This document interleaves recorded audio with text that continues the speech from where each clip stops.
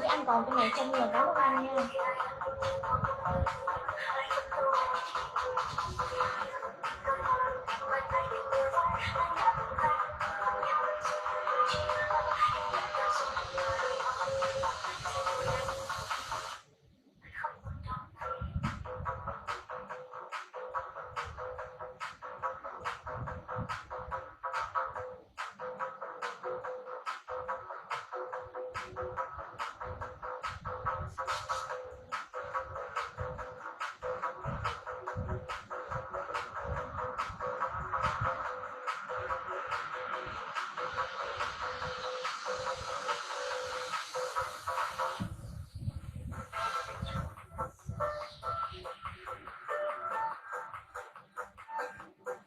Hello mọi người nha. Hello.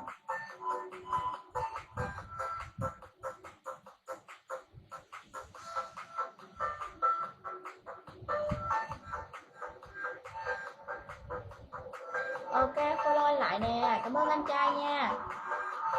Cho em một chút nha.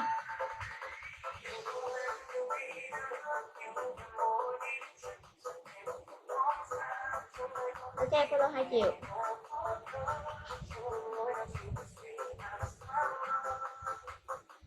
Cảm ơn anh không điểm. Cảm ơn anh.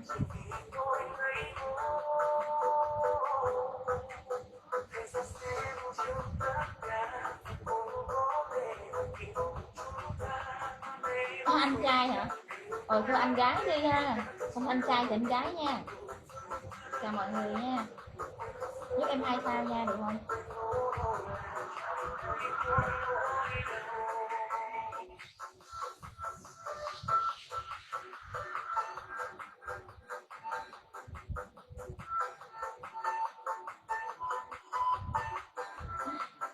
Em nói vậy thôi chứ giúp thì giúp à.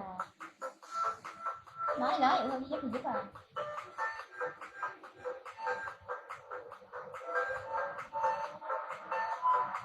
Hello Phương.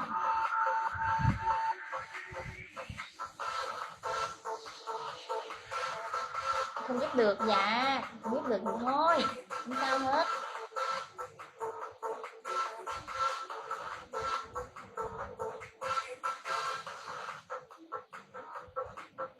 Cảm ơn anh ạ.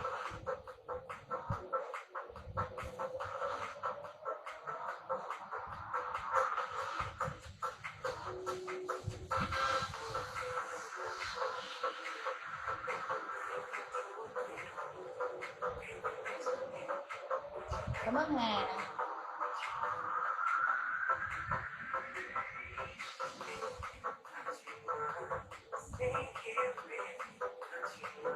Dạ em không chơi Zalo anh ơi, em không có nick Zalo.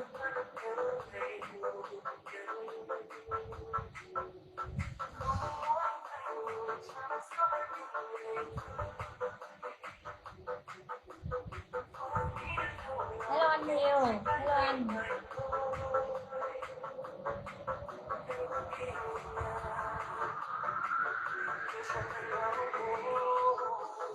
Không cần phải bay đâu, em thấy được anh mà.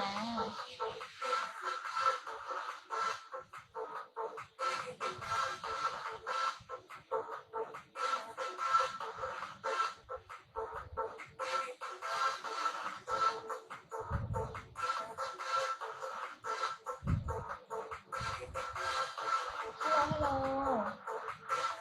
Cho vợ đi ngủ đi rồi lên coi với em, mọi người cho vợ đi ngủ hết đi rồi lên coi với em nè. Trời ơi, sao cái ngủ ôm vợ. Ok.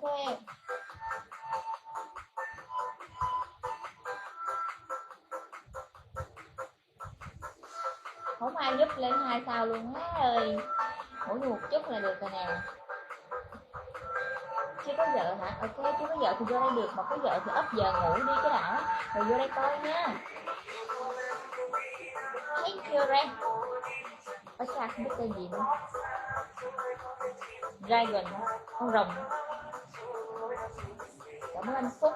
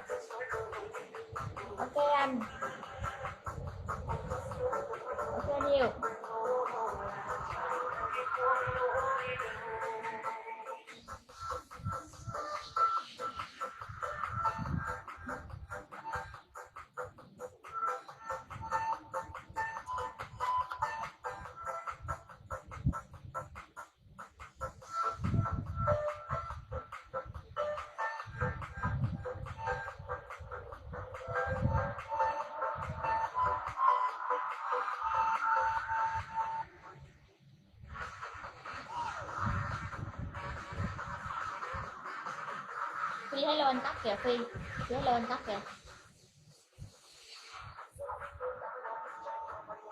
Có vậy là thích cô Bích quá vậy, sao thích cô Bích quá vậy?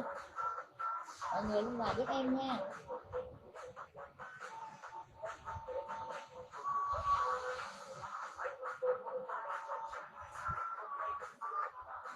Đổi gió rồi Kem.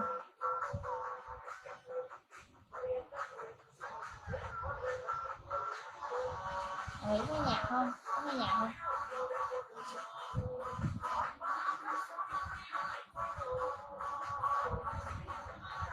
Mọi người ở với em 3 sao nha, em còn 200 nữa. Mọi người với em 3 sao nha. Hello bé xíu, hello mọi người.